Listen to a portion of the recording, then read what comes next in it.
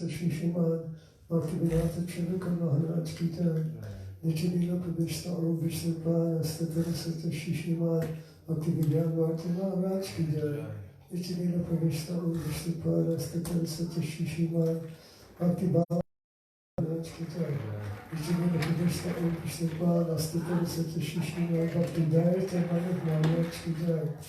Nichidila Pravishta Om Vishnupada other blue chair and stuff. Statarasata Shishimad For the devotees who are coming. Bhakti Prabhu Maharaj Ki Jai.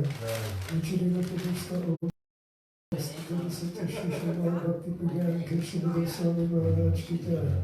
Nichidila Pravishta Sachidananda Shiva Bhakti Vinod Thakur Ki Jai. Nichidila Pravishta Vaishnava Sarvabhauma Shila Jagannath Prabhuji Maharaj Ki Jai. Shri Gauri Vedanta Charya Shila Baladev Vijabhushan Prabhu Ki Jai. Shila Vishwanath Chakravarti Thakur Ki Jai. Shila Narottam Srinivas Prabhu Chaya Ki Jai. Nitai Gopal Hari Hari Bol.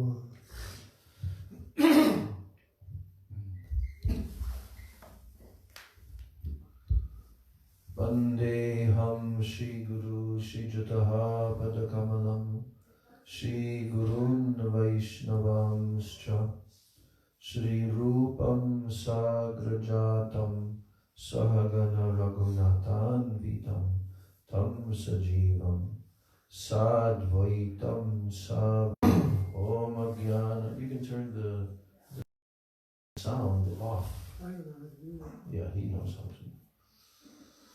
Om Ajnana-timirandasya Jnananjana Shalakaya Chakshurunmilitam Yena Tasmai Shri Gurave Namaha. Mukam Karoti Vachalam Pangam Langayate Girim Yat Kripa Tamaham Vande Shri Gurun Vrindaranya Kalpadrumadha Srimad Ratnagara Singhasanasto Srimad Radha Srila Govinda Devo Prishtalibhi Sevyamano Smarami Srimad Rasarasarambi Vam Shiva Karsanavenu Svanayargo Hare Krishna Krishna Krishna Hare Hare Hare Rama, Rama Rama, Hare Hare. Hare Krishna, Krishna Krishna, Hare Hare. Hare Rama, Rama Rama, Hare Hare. First of all, I'm offering my unlimited Dandavat pranams.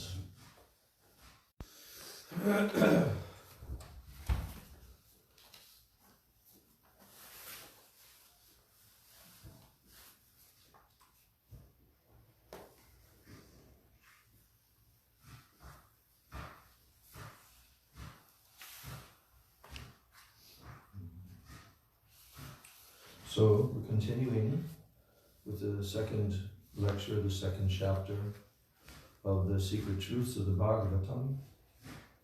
And the chapter title is Srimad Bhagavatam Does Not Cheat.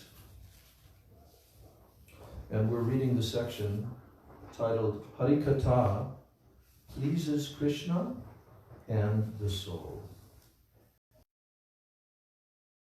We're on page 37, if you have the book, or that's a different printing.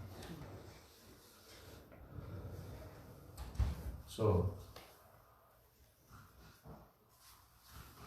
yesterday we heard about Atma Suprasidati. Do you remember the meaning of this term, Atma Suprasidati?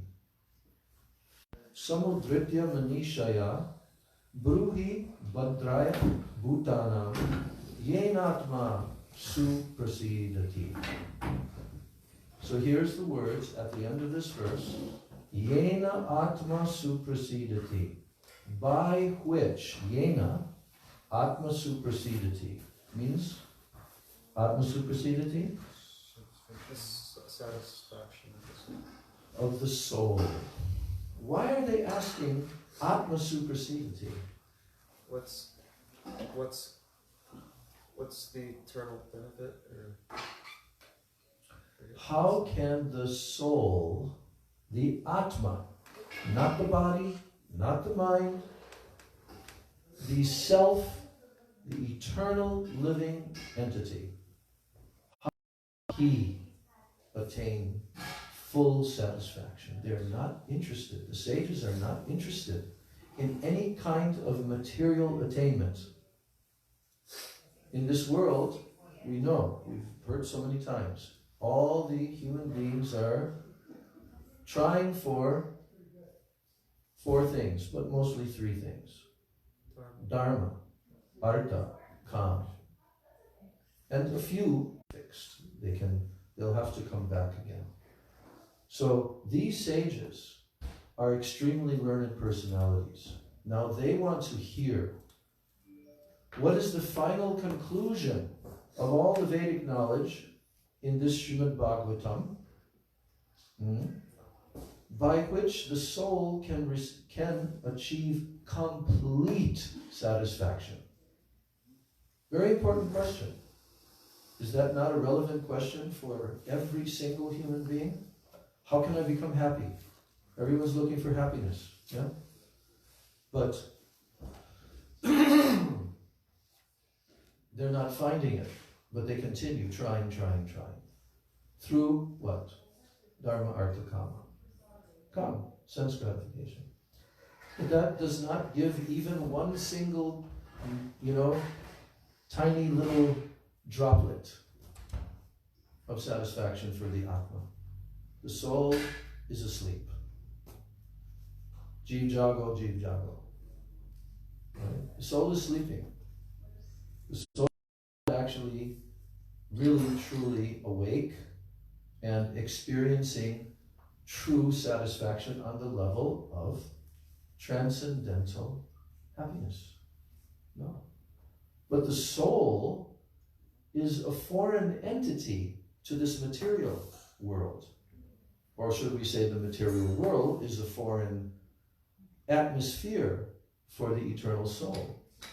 So it's actually not possible. Sages are asking, Shonaka Rishi is asking to Sutta Goswami, therefore, O sage, please select the essence of all these scriptures and explain it for the good of all living beings, that by such instruction their heart may be fully satisfied. So the rishis requested, Gurudev is explaining, tell us the essence of all the scriptures, the Vedas, Upanishads, and also Srimad Bhagavatam. By following them, our Atma, our soul, will be satisfied and happy. This is a realization that every devotee must come to. Otherwise, they cannot really properly come onto the pathway of Bhakti Yoga, unless they understand this principle.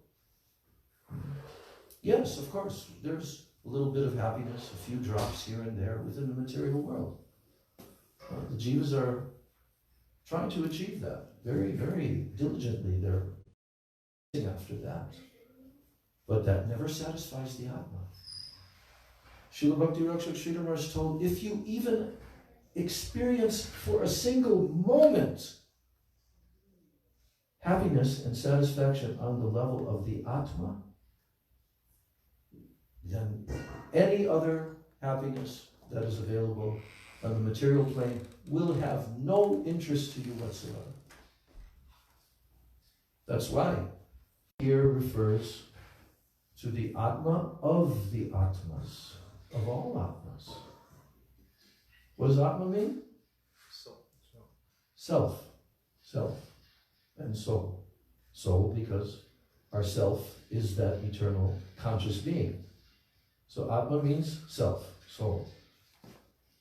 But here Gurudev is explaining that Yena Atma Suprasidati refers also to something more.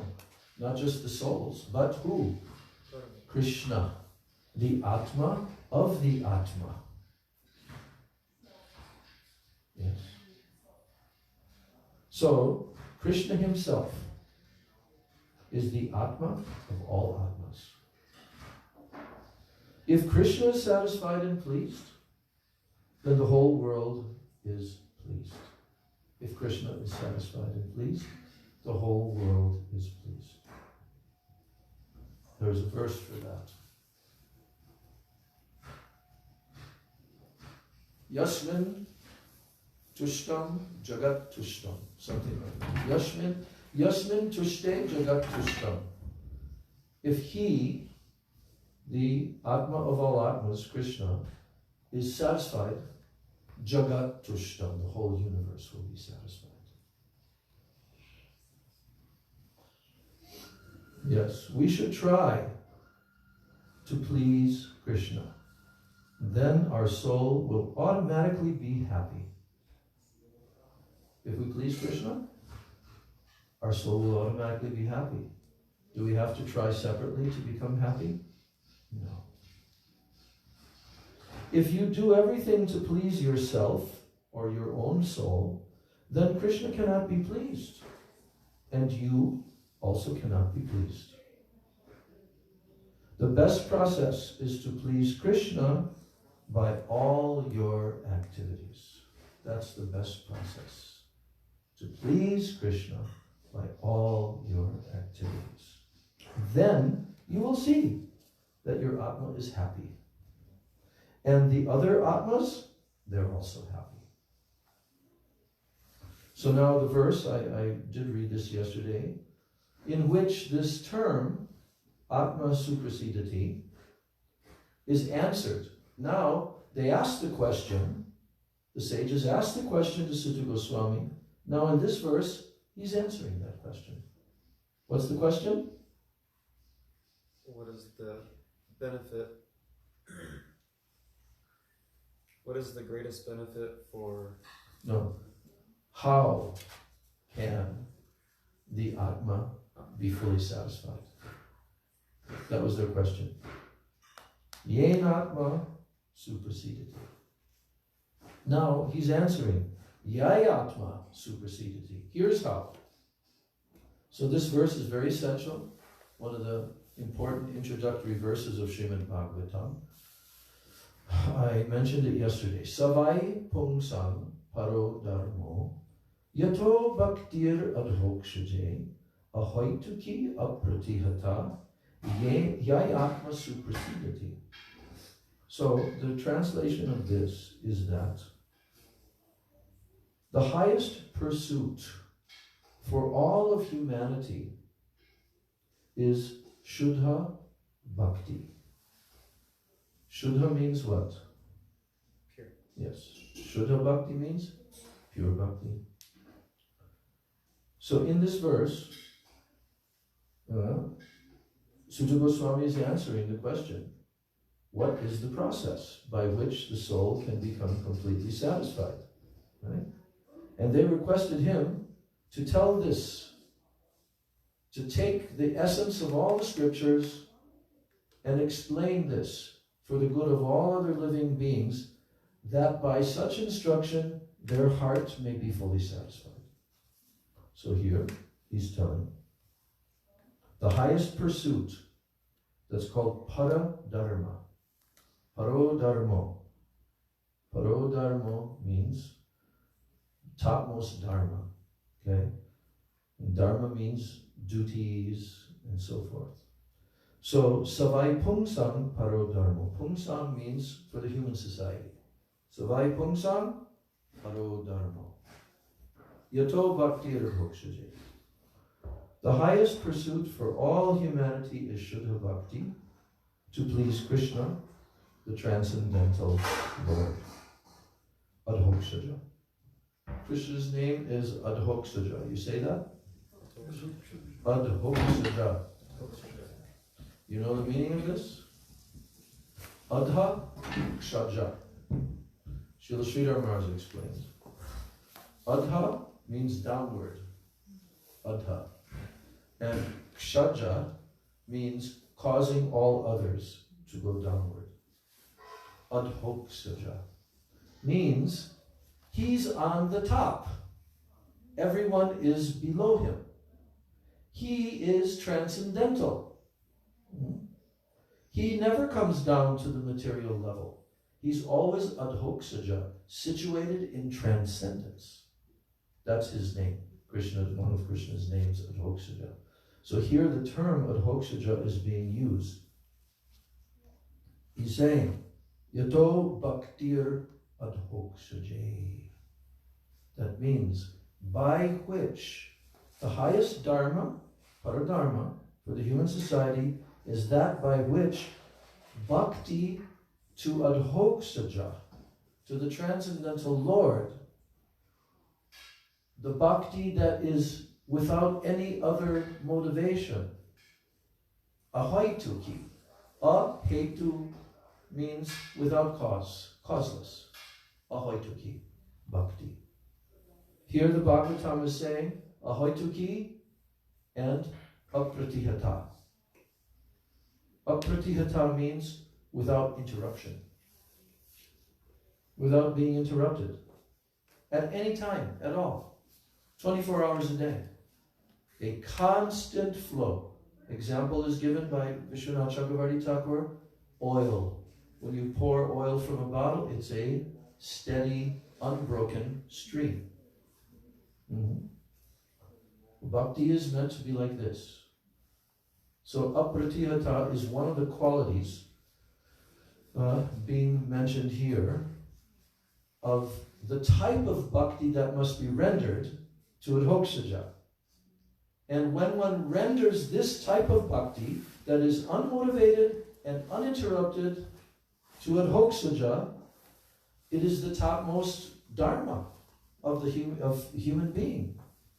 To render this type of bhakti to adhoksaja, and by doing so, yai atma suprasidati. That is the way by which the Atma will be what? So, the translation, the highest pursuit for all humanity is Shuddha Bhakti, to please Krishna, the transcendent Lord adhoksaja, by all of one's efforts of body, mind, and soul.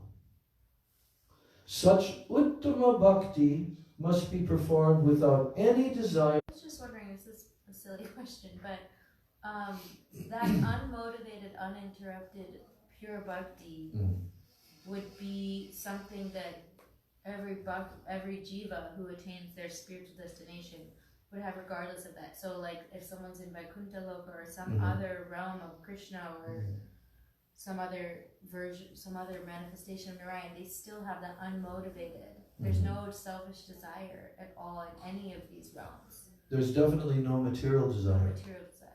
Right. But now, that's a whole nother topic, because there are gradations also in the spiritual realm. We know, of course, that even in Goloka Vrindavan, there are gradations, and that's why Krishna tells the gopis, I cannot repay you. He never told that to any other. So the selflessness is increasing and increasing and increasing. You see? This is the reason, one of the reasons why to attain Goloka Vrindavan not such an easy thing. To attain Vaikuntha is more readily possible, but not to attain there. That the nature of Braja Prem is supreme. There cannot be any slight even tinge. Nothing. So, yeah. Now, Gurudev is explaining, certainly the most elevated paradharma. Paradharma means what? Topmost dharma. Para, always remember this word para. Para means is to serve adhoksaja. And who is adhoksaja? He who is beyond the material senses. That's another definition of adhoksaja. He is not reachable and attainable through your material senses, mind, or anything. He is in the transcendental realm. He is Krishna himself. Brajendranandam, Shyama Sundar. Perform causeless, uninterrupted bhakti to him. Do not be like this. Oh, in the morning I did some bhakti, and after that I went to my job, and I forgot all these things. When I returned in the evening, I again remembered something. Om Bhur Bhuvas Klim Krishnaya Swaha. And after that you take prasad and you begin to yawn. Bhakti should be an uninterrupted flow, like a stream, always flowing like the Ganges River. This is high-class bhakti. So now, Gurudev is quoting another verse. This other verse that we quoted was 1, 2, 6, and now this is 1, 2, 8, 2 verses later. This is from the second chapter, a very essential chapter to study. The whole second chapter. It is called Divinity and Divine Service. That's the title of chapter 2. So here's the verse that says, because it's talking about Dharma in this chapter. The term Dharma is being discussed in this chapter at great length because the sages wanted to know, what is the topmost Dharma?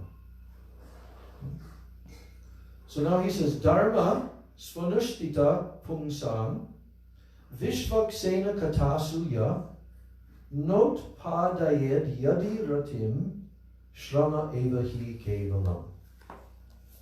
So this term, the last line, Shrama evahi kevalam, a lot of devotees know that last line. Shrama means useless labor. Useless labor, Shrama. Just,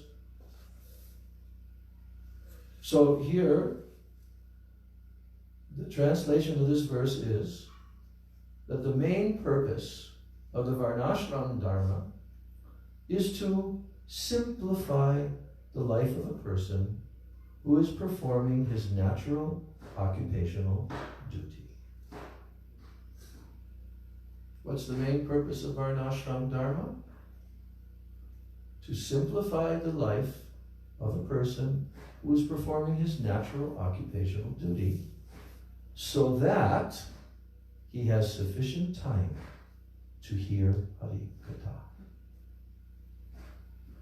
However, if an attraction for Hari Katha is not inspired by doing his Dharma in the Varnashram system, if that does not take place, Vishvaksena Katha, that means Hari Katha. If this Hari Katha does not arise, if an attraction for Hari Katha is not inspired, then all the religious activities he performs in accordance with Varnashram Dharma, it will be so much useless labor. So what does that tell us? Hari Katha is the essence of everything. Yeah. Any other things that it tells us? Varnashram Dharma is external, it has nothing to do with the soul. Can you use the mic? Duties in Varnashram Dharma are external, they don't have anything to do with the soul. So without being attracted to the message of Vasudeva, it's just so much useless labor. Right. Such a very clear statement being made in this verse. Dharma svanustika pungsam vishvaksena kathasuya. One's own dharma, sva anushtika dharma. That means being fixed in your own occupational duty according to Varnashram system. Right? But Gurudev pointed out in the translation that the whole purpose of the Varnashram Dharma system is to simplify one's life. You know? So that you have time to hear about Krishna, to hear Hari Katha. And there should be an attraction for that. It's called Notpadayat Yadi Ratim. Here the word rati. Rati also means affection. you genuinely have affection and attraction, you want to hear Harikatha. You can't live without that. That's the purpose of our ashram ultimately, because here it's stated that if that does not arise, utpadaye, utpada means to arise. If that attraction does not arise, then shrama evahi kevalam, simply useless labor. All your activities in the varnashram, your family life, you're raising your kids, you're going to your job, you're doing your dharma of Brahman, Kshatriya, Vaishya, Shudra, whatever, right? But if that doesn't come, then that has been shrama. Shrama eva hi kevalam. You know the word kevalam? Only. Yeah, means only useless labor, that's all. What do you get? Yes, sir, some piety comes, but that will not be sufficient. Now, Gurudev is saying, if you are chanting, remembering, sometimes worshipping, and sometimes doing your 3 sandhya, that means the Gayatri mantras, 3 sandhya. If you are chanting, remembering, sometimes worshipping, sometimes doing your 3 sandhyas, but you have no taste for hearing the pastimes of Krishna from Mahabhagavatas, then quite suddenly you may stop chanting. You may. We see it. Does it happen or not? Yes. That you stop chanting. Have we seen that? Yes or no? Yes. Huh? So, Gurudev is saying, even if you're chanting, you're remembering, sometimes you're doing your Gayatri mantras, right? But you have no taste for hearing the pastimes of Krishna from a Mahabhagavata, then quite suddenly you may stop chanting. Just stop. If you are worshipping, your worship may stop. If you are serving your Gurudev and devotees, then that also may stop very easily if you are not hearing Harikatha. You may even leave Krishna consciousness forever. This is a pretty heavy paragraph here that Gurudev is telling, but it's true. It is true to the furthest degree.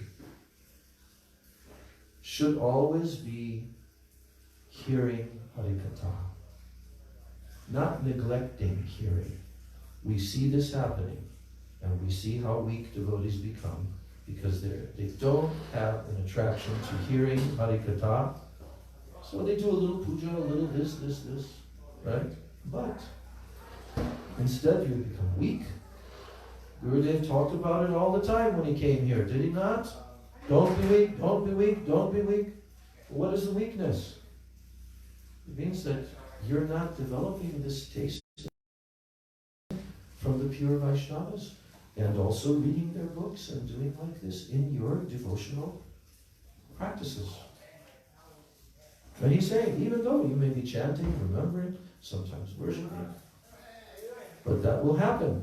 The weakness will come. And then you will stop chanting. You're worshipping, your worship may stop. If you're serving your Gurudev and devotee, then that also may stop very easily if you are not hearing Harikatha for the message of the personality of Godhead. That's the meaning of these first words. Dharma swanastuta punsam vishvaksena katasaya. We want that the duties that we execute in life should provoke attraction for the message of the personality of Godhead. Those who have very strong faith in hearing Srimad Bhagavatam, they can taste something. Those who have what? Strong faith. In hearing, they can then do what? Taste something. They can taste something. Try to create taste. How will it come? It comes by hearing, hearing, hearing. If you have no taste in chanting the holy name, then continue chanting and hearing Krishna's glories, then it will come. But you will have to be in high-class association. If that association is lacking, you cannot develop your Krishna consciousness. You will be weak, and you will think, we have very big problems. When Srila Bhaktivedanta Swami Maharaj was here in this world, we were so happy and enthusiastic, doing this and that. But when he left, big problems came. So many sannyasis fell down, and brahmacharis also left. Who is Gurudev talking to here?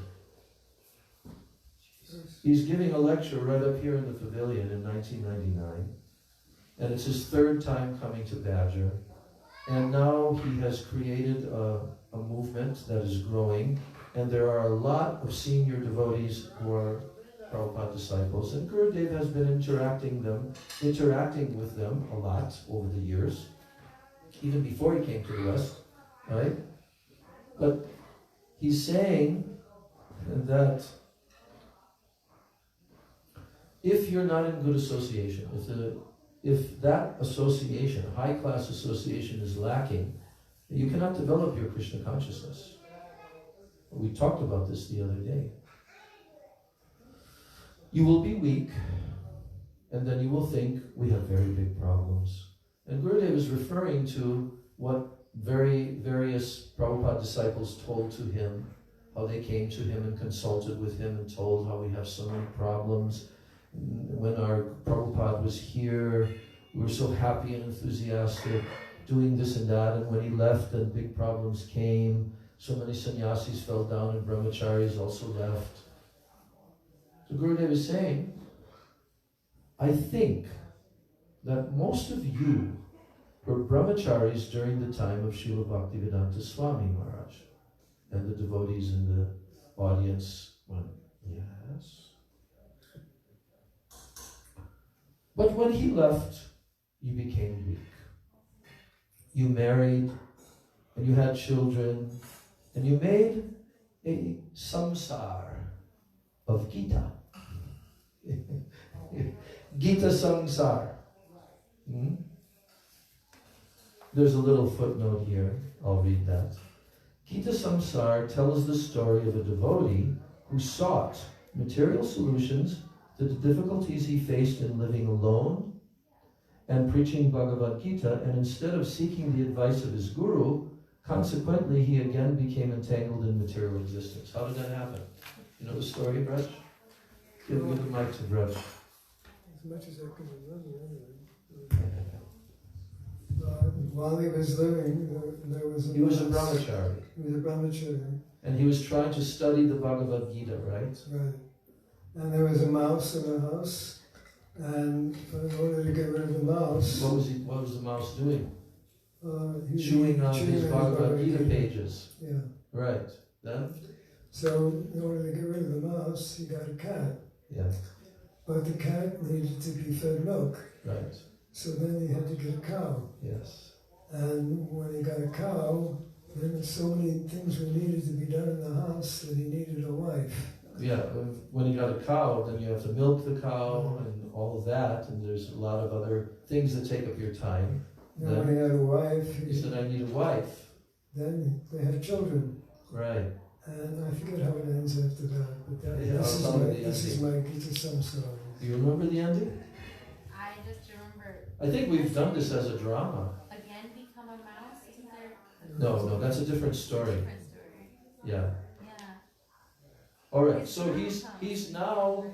This is after some time. He hasn't seen his Gurudev, and all this has happened in his life. He's no longer brahmachari. He's entered into household life, and now he has paraphernalia, right? But one day his guru comes, and his guru sees him, and then he says, he pays his obeisances to his guru. He says, "Oh, Guruji, now I am living my Gita Samsar. This is my Gita Samsar." You know what samsara means? Samsara means, actually it refers to our life in this world. It's called our samsara, right? Our life in this world. Okay? So he was trying to live the life of a brahmachari and study Bhagavad Gita, but this happened to him. right? Then his guru came and saw, and he said, "Oh, Guruji, this is my Gita Samsara." Because why? Because I'm doing all of this because I wanted to study Bhagavad Gita. So he became captured by Maya in that way, right? So I forget what the ending was.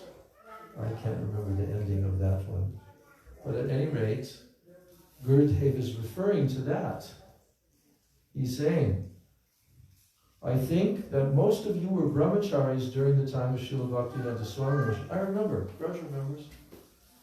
There was a period of quite a few years in the 1970s when a lot of the male devotees remained brahmachari, and even the lady devotees were brahmacharinis. Okay? And they went, all of us were going through our 20s in those days. You know? Never even thought. Some of us lasted to the late 20s and like that, right? But Srila Prabhupada being with us and all the engagements and everything that we had made it possible for us to be very absorbed in the Sankirtan movement, right? And the way the society was and so forth, right? But when Prabhupada left, it's true. Immediately, it was also approaching the age when devotees began to think, will I remain brahmachari? Maybe, probably I'll have to get married. And so most are thinking like this. And one by one, all are getting linked up, right? So Gurudev is referring to this. He's saying, but when Bhaktivedanta Swami Maharaj left, then you became weak. You married and had children, and you made a samsara, a household of Gita. All of you may also be thinking, now he's telling to the audience and devotees, all of you may also be thinking, oh, Srila Maharaj is present with us now, and we are very inspired to perform devotional service, but after he departs, what will happen? The same thing will happen to us that happened to the disciples of Srila Bhaktivedanta Swami Maharaj. Gurudev says, do not think like this. We also, now Gurudev is talking about his own self and his own godbrothers. We also were serving our Gurudev, Sri Srimad Bhakti Pragyan Keshav Goswami Maharaj. And like Srila Bhaktivedanta Swami Maharaj, he departed from this world, but we are still here doing devotional service. So try to be like us, always chanting and remembering with strong belief. And Gurudev says, I am not a high-class Vaishnava, but I have so much strong faith due to hearing Harikatha from our Guru Varga. And just as animals never worry about the future, you also do not worry. Have faith, not in problems, but in what Gurudev has given in your heart. Have faith. He has given everything. But now, you will have to protect it. You will have to make it sprout and to nourish it.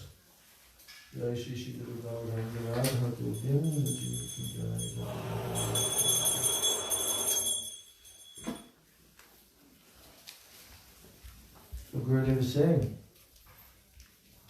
you should have faith. You should have faith. Be like the animals. They never worry about their future. You also do not worry. Have faith. Not in problems, but in what Gurudev has given in your heart. He has given everything. But now you will have to protect it, make it sprout, and nourish it. You will then see that everything is all right, and there is no problem at all. Yes.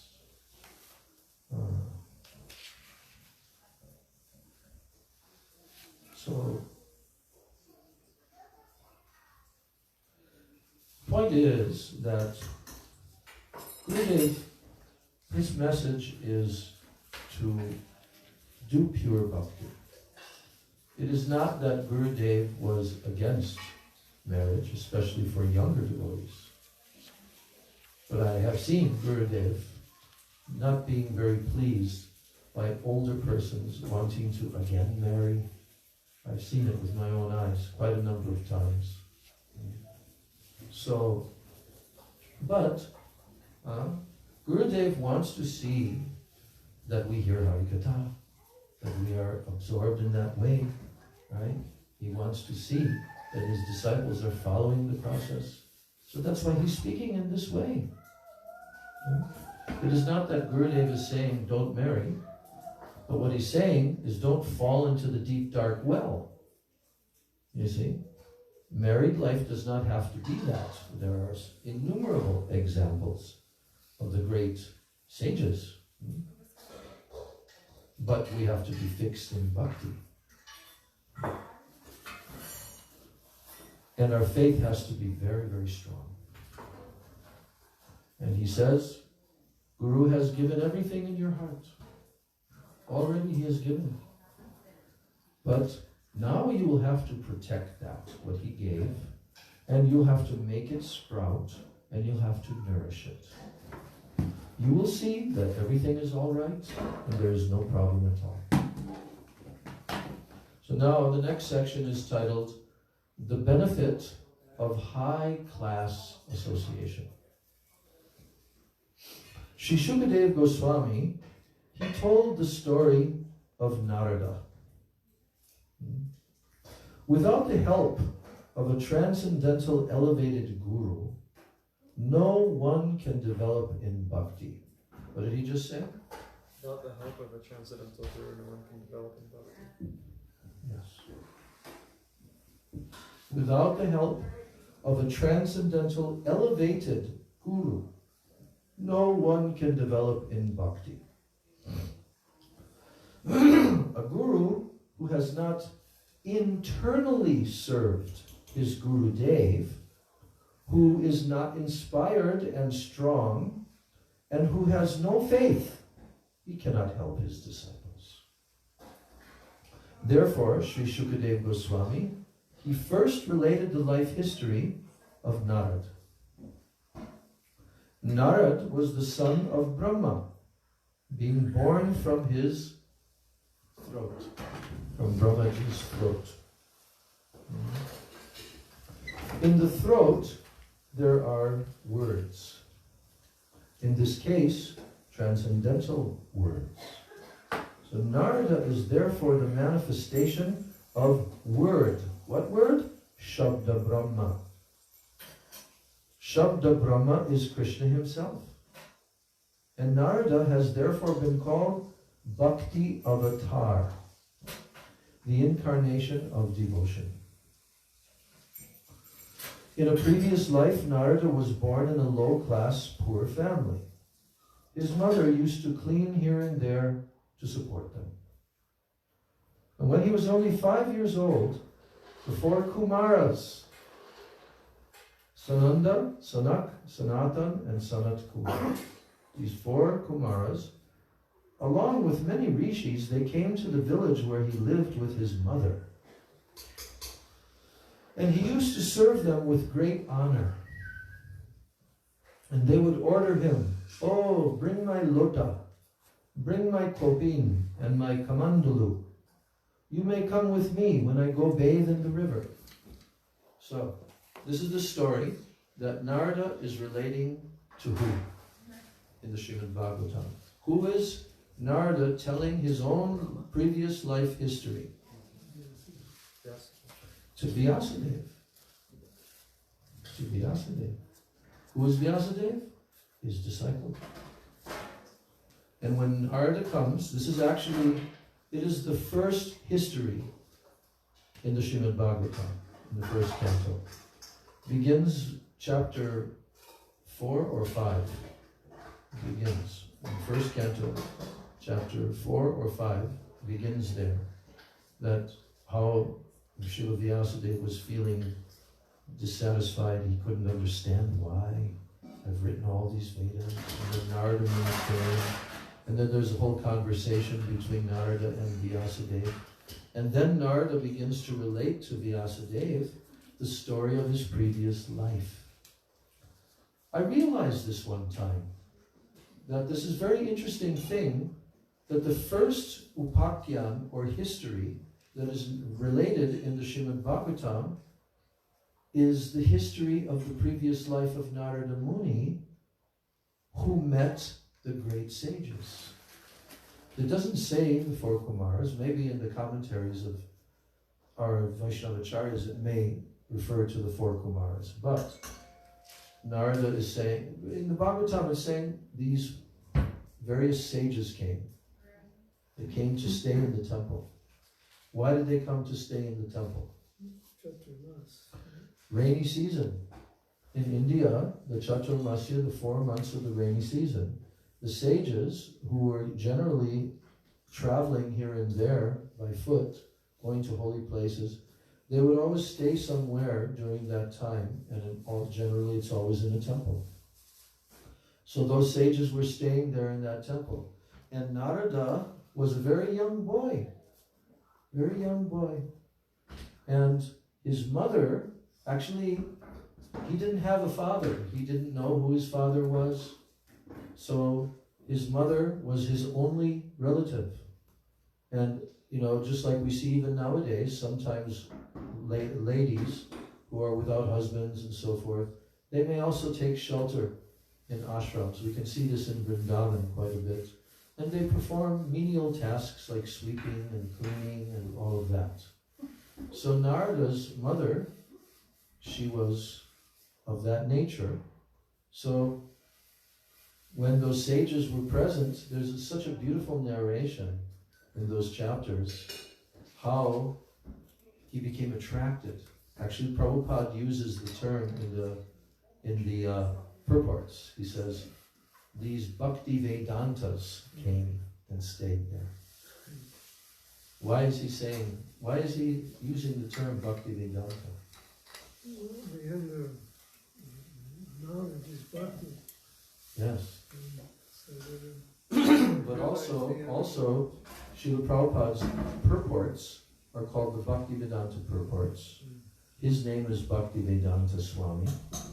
And he is a sage coming to the West, you know, just like these sages came, and he is the one who is now speaking Harikatha as those sages did, and also allowing the devotees to, the people to come and render service to them, the sages. So Prabhupada, exactly the same thing happened with his staying in New York and gradually getting the storefront, and various people began to render so much service and they became devotees. So it's a very interesting history that the whole Srimad Bhagavatam begins with high sadhu sangha, and how through that high sadhu sangha, this young boy whose mother died, he achieved the highest possible destination through that sadhu sangha. So Gurudev is very briefly narrating this history, and he's saying,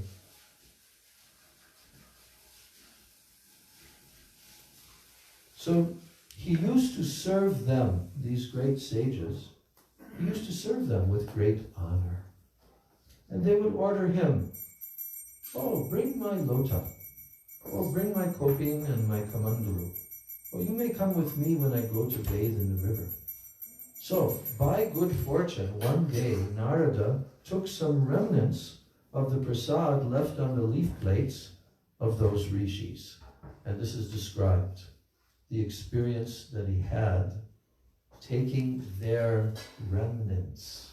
Just see how the beginning of the Bhagavatam talks about, the uchishta, the remnants of foodstuffs from the great sages. did they say that what the nature of the transcendental is? Yes.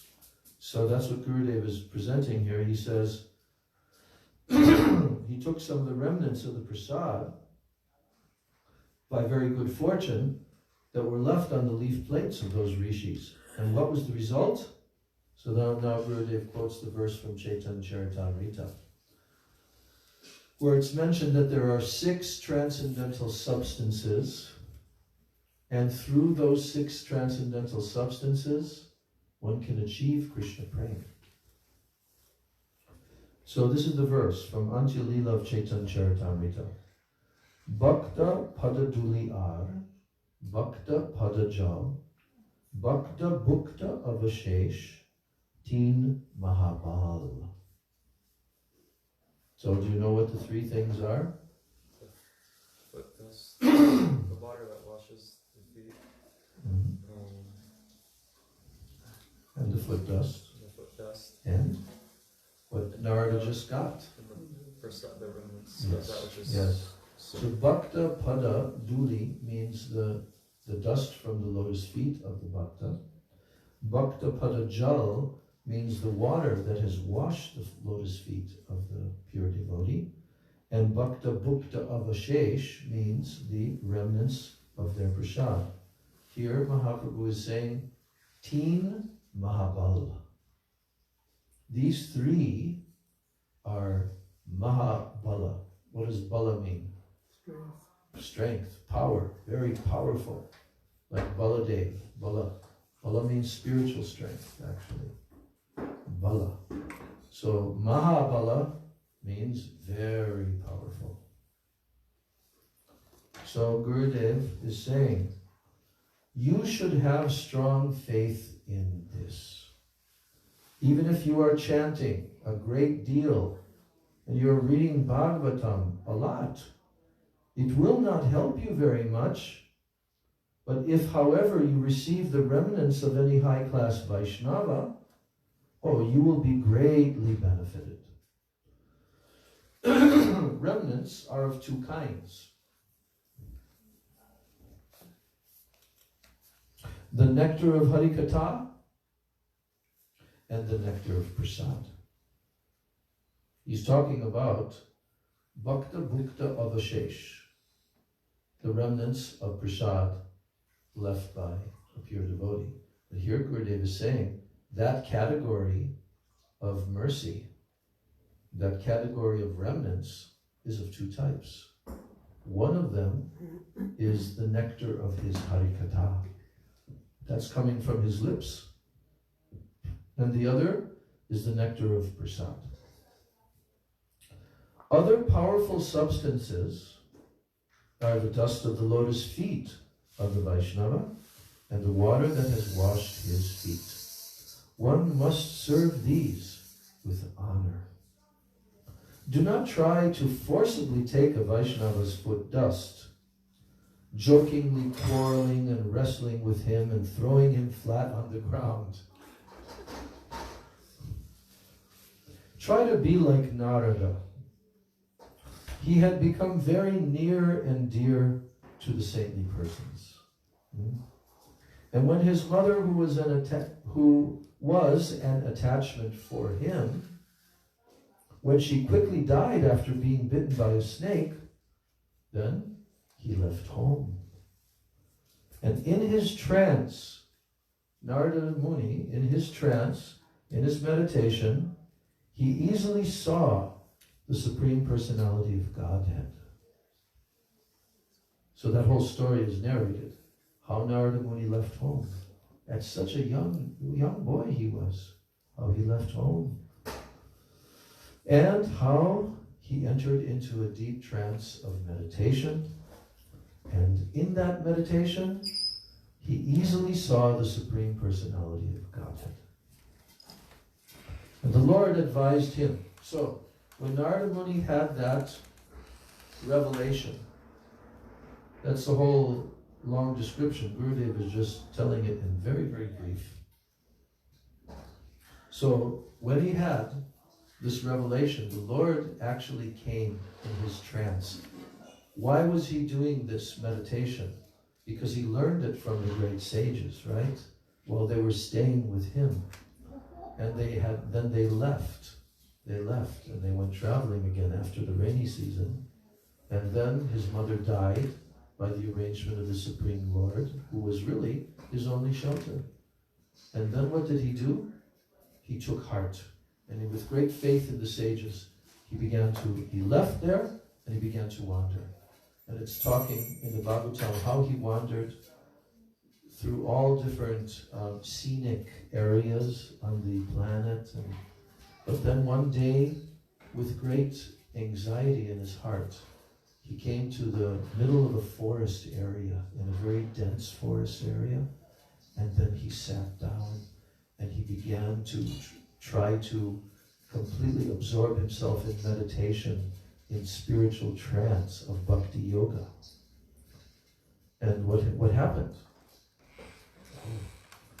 The Supreme Lord, who is within the heart of everyone, Jai Srimad Bhagavat Maharaj Ki Jai. Excuse me. No, it's okay. You are benedicting us by coming in our sight. Abhiram Prabhu. Yes, I know, and Abhiram Prabhu, our dear, dear, dear old friend. Haven't seen in a long time, so many years. I don't even know how many years. We'll figure it out later. So, Narada Muni, as this young boy, he entered into this mood of deep meditation and trance. And then the Supreme Lord appeared on the lotus of his heart. He could see the Lord on the lotus of his heart. And immediately he awoke from the trance. And then he paid obeisances on the ground. Dandavat. And then he thought, oh, now that vision of the Supreme Lord has disappeared. Oh, I must get it back again. He became full of anxiety. And again he sat down, and again he made this effort. But it was not coming. The vision again was not coming. And then, feeling himself very, very full of anxiety and lamentation, that this vision has removed him, that the Lord has removed himself from my vision. Then a voice came, the Lord's voice came, and he told him, my dear Narada, I am very pleased by your efforts to worship me in trance and bhakti yoga. And this is why I have given you a special revelation, just to increase your desire to see me. But I regret to inform you that in this life, you will not be able to have that again. But I've given this to you just to encourage you and to make you very, very serious, and so that you will always seek me throughout the remainder of your life. And then it's described how Narada felt so happy and satisfied. The Lord directly told him that you will attain me at the end of this. When your body is finished, you will attain me. And so this is the story of Narada Muni's experience that he related to Srila Vyasadeva. And so tomorrow we'll read the conclusion of this chapter and hear about how we should try to be like Narada. Lord Pranam. Jai Granth Srimad Bhagavatam Ki Jai. Jai Shri Shri Guru Gauranga Gandharvika Giridhari Radha Govinda Jiva Ki Jai. Jai Jagannath Baladev Subhadra Sudarshan Chakra Jiva Ki Jai. Jai Shri Giriraj Govardhana Ki Jai. Jai Shri Shri Nitai Gauranga Ki Jai. Jai Shri Gaur Arti Ki Jai. Shri Radha Krishna Jugal Arti Ki Jai. Gaur Premanandi.